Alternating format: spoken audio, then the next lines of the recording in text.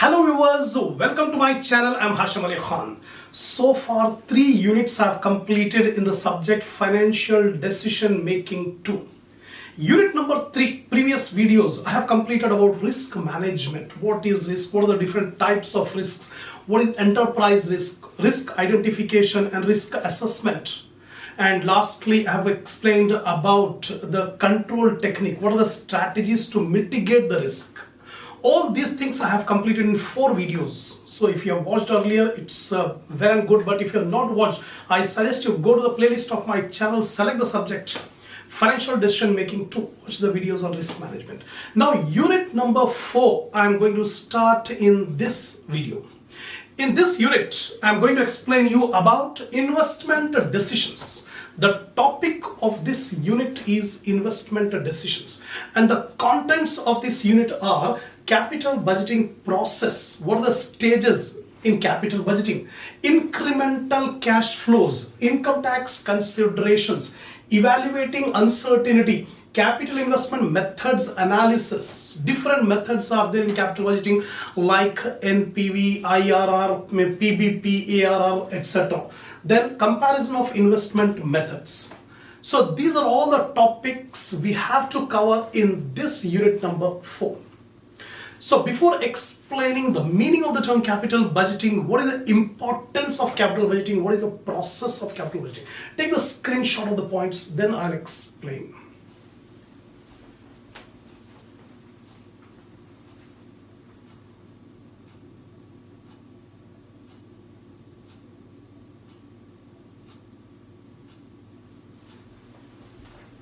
Now, first of all, the meaning of the term capital budgeting.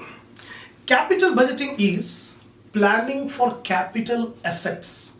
Every business will make the investment in 2 ways. That is investment in working capital and investment in capital assets. The capital assets are the long-term assets which are purchased only once, but it will give the benefit for a long period of time. Just like a machinery, an equipment, furniture, vehicle, these are called capital expenditure. It is purchased only once, but the benefit will accrue for a long period of time. These are called capital project. So capital budgeting means the planning for investment in capital asset. So before making the investment in capital asset, we have to evaluate from different angles. What are the consequences of making the investment? Simple example I'll give you. In your personal life, if you want to purchase a car, so without any analysis, you will not purchase the car. Before purchasing the car, you have to take a number of decisions. We have to find out, you have to take the decision from which manufacturer we want to purchase, which brand of car we need. What is the size of the car? What is the maintenance cost? What is the price? All these you have to consider, and then only you should take the decision to purchase the car, because it's a strategic decision. Same logic will apply in a company.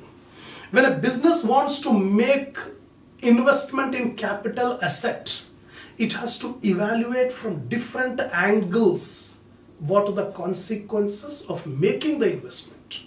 After analyzing financial analysis, then only the business will decide to make the investment. So the capital budgeting means planning for capital assets. The term capital budgeting decision means a decision as to whether or not to make the investment in capital asset. So these decisions, capital budgeting decisions, are concerned with taking a decision whether or not to buy the capital asset. For example, a business concern wants to purchase a machine. The cost of the machine is, let it be 50 lakh.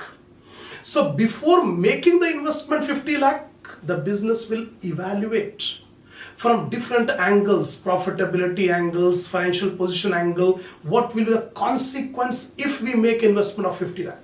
That type of decision is called capital budgeting decision. It includes a financial analysis of the various proposals regarding capital expenditure to evaluate their impact. We don't have a single, actually decision making means choosing among the alternatives. We have so many alternatives beforehand. Out of those alternatives, we have to select any one. That is decision making. So here also capital budgeting. When a business wants to make the investment in a capital project, it will evaluate, make financial analysis, and different alternatives are there. Then only they can be able to select that alternative in which the profitability, the survival, the cash flow will increase. On the financial condition that the company to choose the best out of various alternatives, the financial manager has various tools and techniques. Now, how to take this capital budgeting decision? Nowadays, financial manager is equipped with so many tools and techniques available in order to evaluate the capital budgeting proposal. So in this unit, we are going to apply those tools and techniques to solve the problems of capital budgeting. Simple. To take the machine, to purchase the machine cost 50 lakh. The financial manager will have the different tools and techniques. They will apply NPV, IRR, PI, and PVP. All these are the different techniques available. By applying the techniques, tools and techniques, the management will be in a position to take the decision whether to make the investment or not. Now, financial manager. This is the meaning of the term capital budgeting. Next thing is cash flow versus accounting profit.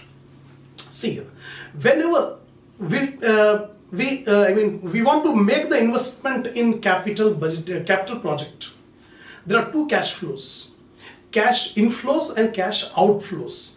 The conventional method is first there will be cash outflow, then in future there will be cash inflows. So we are having outflow and we are having inflows. Example, the business has decided to purchase a car. The cost of the car is, let it be 30 lakh. So 30 lakh rupees is the cost. The cost is incurred now, but the benefit of purchasing the vehicle will accrue in the next 15 years. Example I am saying. So in the next 15 years, we are going to get the benefit in the form of cash inflows. So we have to estimate how much is the cash outflow and how much is the cash inflow. So the most important aspect in capital budgeting decision is to estimate the future benefits. The cost is certain because the cost is incurred right now. There is no uncertainty, but the benefits will accrue in future. So we have to evaluate, we have to estimate, we have to forecast how much would be the benefit we can get in future. But is it simple to estimate the future benefits? It's highly difficult. So what are the measures? What are the measures to estimate the future benefit? So broadly, two measures are there. That is accounting profit and cash flow. By using these two measures, we calculate the future benefit, right? So future benefit will be evaluated from accounting profit or cash flow. Accounting profit is the profit which we get in the income statement or profit and loss account. So every year profit and loss account is prepared. So for the next 15 years, we prepare the projected profit and loss account. Projected means estimated. We are estimating how much would be the profit in the next 1 year, 2 year, 3 year, like that up to 15 years. We are projecting, estimating the accounting profit. That is one method. But this accounting profit method is not suitable. Why? Because accounting profit, a number of ambiguities will occur. Profit may have different meanings, and while calculating profit, we consider all expenses, whether cash expense or non-cash expense. Every expense will take into account in calculating accounting profit. Simple example I'll give you: depreciation is a non-cash expense. There are different methods of calculating depreciation. Some method will give more depreciation, some methods will give less depreciation. If we charge more depreciation, the profit will come down. If we charge less depreciation, the profit will go up. That means this depreciation is a remote control to increase or decrease the profitability. So according to their convenience, the business can be able to show more profit or less profit depending on the depreciation, because depreciation is a non-cash item, right? To remove this ambiguity, this flaw, the new method of measuring the future benefit is cash flow. Cash flow is superior to accounting profit. What is the difference between this cash flow and accounting profit? The difference lies in non-cash items. In preparing profit and loss account, we take all cash expense as well as non-cash expense. So remove the non-cash expense, ignore all the non-cash expense and calculate the profit. That profit which ignores all non-cash expenses is called cash flow.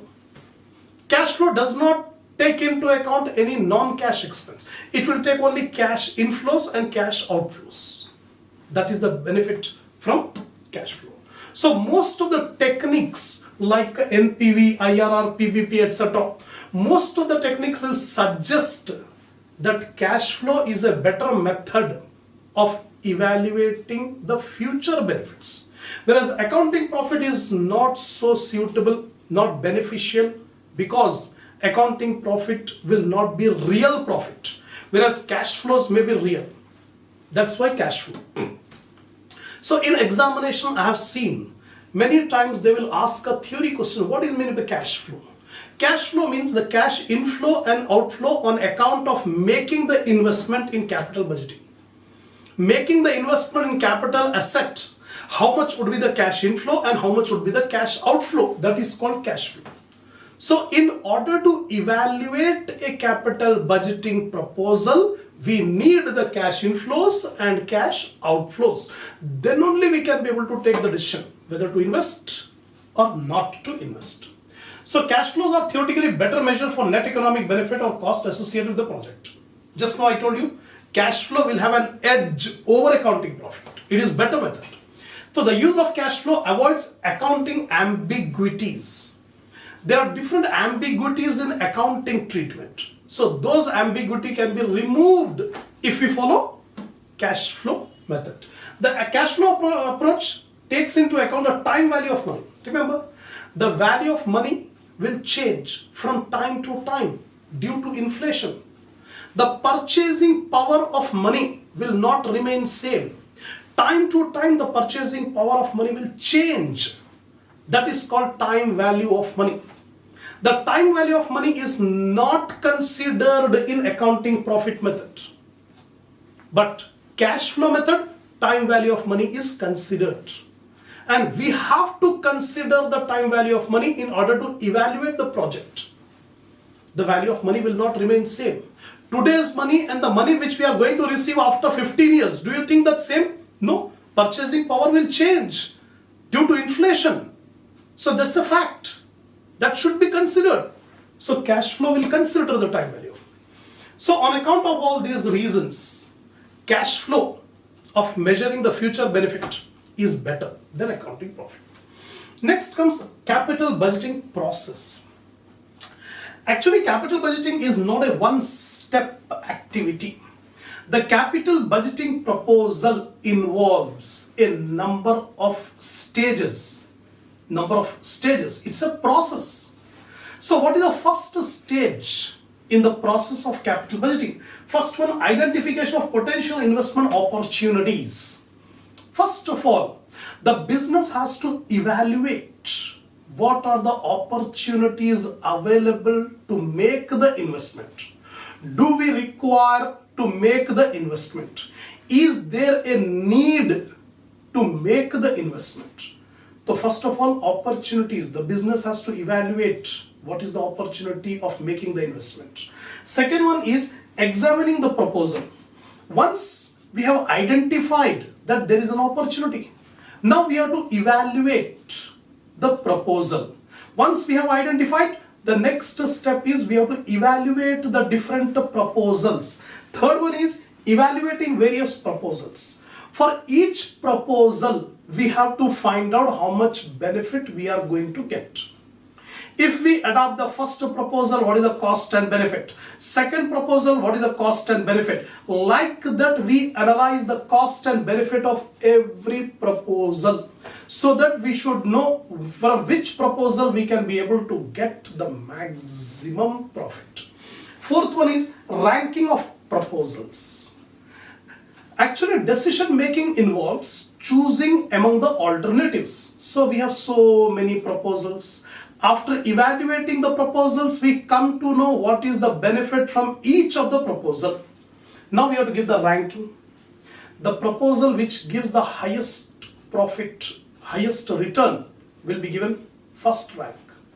Then next to that will give second rank. Next to that third rank. In this way, ranking we can give for different proposal. Next one, fifth, final approval and preparation of capital budgeting expenditure, capital expenditure budget.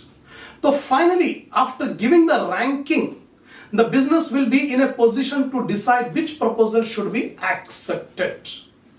So out of so many proposals, they have decided that to select only one proposal. So after approving one proposal, now we have to make the capital expenditure budget.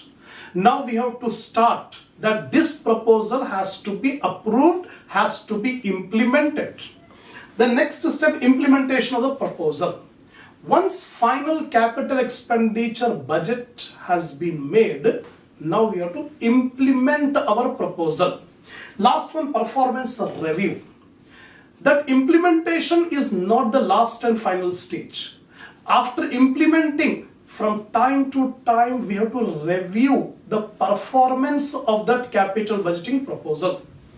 Now we have to find out whether we are going to get the returns as we have planned or not. According to our plan, we are getting our returns or not. That we have to evaluate, performance review. So these are the different stages in the process of capital budgeting. Now, importance of capital budgeting decision. These capital budgeting decisions are called strategic business decisions. Why strategic? Because a number of points will show the importance of this capital budgeting decision. The first one, involvement of large investment. See here, in any business, a major investment was made in the fixed assets, in the capital projects. If you see the balance sheet of a particular company, you will find more money was invested in fixed assets and less money is invested in working capital, current assets. So you can see the investment in land and building, plant and machinery, furniture, fixture, vehicle, these capital assets, the investment is more. So whenever the investment is more, we have to be very cautious. Very carefully we have to take the decision. That's why it is important decision. Amount involved is huge. For example, in a business, routine or day-to-day expenditure will take for purchasing some 5,000, 2,000, 3,000 worth of goods like that. So it's a routine tactical decisions. So easily we can take. But suppose a decision has to be taken to purchase a car for 50 lakh. In that case, the business has to think a lot whether to make the investment of 50 lakh in purchasing the car or not, because amount involved is huge. That shows the importance. Secondly, long-term obligations. Once an asset is purchased, once an investment is made, it will have long-term obligations on the business. The repercussions will be on the long term. The car is purchased now in this year, but the benefits we are going to get not only in this year, but in the next coming long number of years. 10 year, 15 year, we are going to get the benefit. So it's a long-term obligation, so that's why we have to carefully take the decision of capital budgeting. Importance. Next one, irreversible decisions. The capital decisions are irreversible. Once a decision is taken, it cannot be reverted back. That's why you have to be careful. For example, in haste, you have purchased a car for 50 lakh. After purchasing the car for 50 lakh, you are thinking that, we have taken a wrong decisions. We should not have been purchased this motor car for 50 lakh. It is not suitable for us. Can they reverse the decision? No. If you want to return it, say, if you want to sell it in second hand, then what will happen? You will incur loss. So irreversible decision. Next, long-term impact on profitability. The profitability of the business will be affected in the long term on the basis of this capital budgeting decisions. Complexity of investment decision. The decision of capital budgeting is very complex, complicated, because we have to estimate the benefits of the future. And do you think that future is certain? No, not at all. Can we be able to predict for the next 10 years, 15 years like that? It's very difficult in such a dynamic situation. Every day, every year, there are a lot of changes. So, in such a dynamic, complex situation, capital budgeting decision is a complicated activity. Last one, national importance. Capital budgeting is a national importance because the economic development of the country depends on the investment in capital projects. If more capital projects are implemented, definitely there will be economic development of the country. So these points shows the importance of capital budgeting. Next, incremental cash flows. When we evaluate a capital budgeting decision, we have to analyze the incremental cash inflows and incremental cash outflow. That means we should not take the total cash inflow, total cash outflow. Example, already the business is running for so many years. Current year the business wants to purchase a machine. Now the business has to evaluate how much is the cost of that machine and how much will be the increase in cash inflow on account of this machine. Only on account of this machine, how much would be the increase in cash inflow. So incremental cash flow says that we should consider only the extra cash outflow and extra cash inflow by applying this proposal. We should not take the total cash inflow and total cash outflow. Only the cash inflow outflow related or associated with this proposal. So in capital budgeting, the cash flows are measured in incremental terms only. That is, those cash flows are considered that occur as a result of accepting the particular proposal. If we accept that particular proposal, what are the additional cash inflows and additional cash outflow? That is called incremental cash flow. These incremental cash flows are also known as relevant cash flows. These refer to those cash flows which can be associated and attributed to adoption of a particular proposal. For adopting a particular proposal, how much is the extra cash flows? That is called incremental cash flow. These concepts will be asked in theory question. What do you mean by incremental cash flow and what is the importance of cash flow? All these things are important from theory questions point of view. Now, income tax consideration. While evaluating a capital budgeting proposal, a business has to consider the income tax also, because tax is there on income. When we take up a proposal to purchase a fixed asset, the income will be affected. When the income is affected, the tax will also be affected. So while evaluating a capital budgeting decision, we have to consider the tax impact on this decision, because the tax will be on income and income is affected on account of this decision. So incremental cash flows are adjusted for tax liability.